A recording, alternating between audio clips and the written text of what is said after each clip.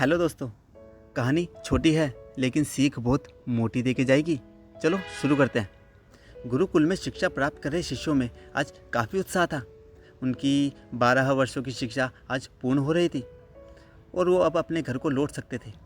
गुरुजी भी अपने शिष्यों की शिक्षा दीक्षा से प्रसन्न थे और गुरुकुल की परंपरा के अनुसार शिष्यों को आखिरी उपदेश देने की तैयारी कर रहे थे।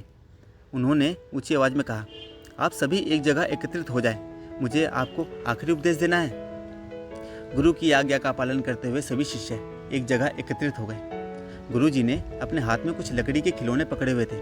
उन्होंने शिष्यों को खिलौने दिखाते हुए कहा, आपको इन तीनों खिलौनों में अंतर ढूंढने हैं। सभी शिष्य ध्यानपूर्वक खिलौनों को देखने लगे। तीनों लकड़ी से बने बिल्कुल एक समान दिखने वाले गुड्डे थे। सभी चकित थे कि भला इनमें क्या अंतर हो सकता है। तभी किसी ने कहा, अरे ये देखो, इस गुड्डे में एक छेद है। यह संकेत काफ़ी था।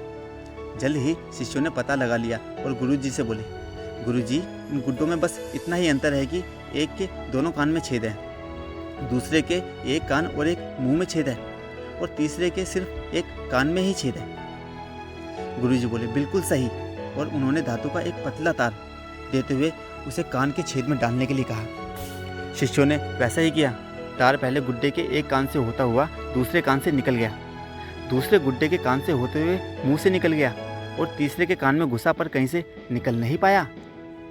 तब गुरुजी ने शिष्यों से गुड्डे अपने हाथ में लेते हुए कहा, प्रिय शिष्यों, इन तीन गुड्डों की तरह ही आपके जीवन में तीन तरह के व्यक्ति आएंगे। पहला गुड्डा ऐसे व्यक्तियों को दर्शाता है जो आपकी एक कान से सुनकर दूसरे कान से निकाल देंगे।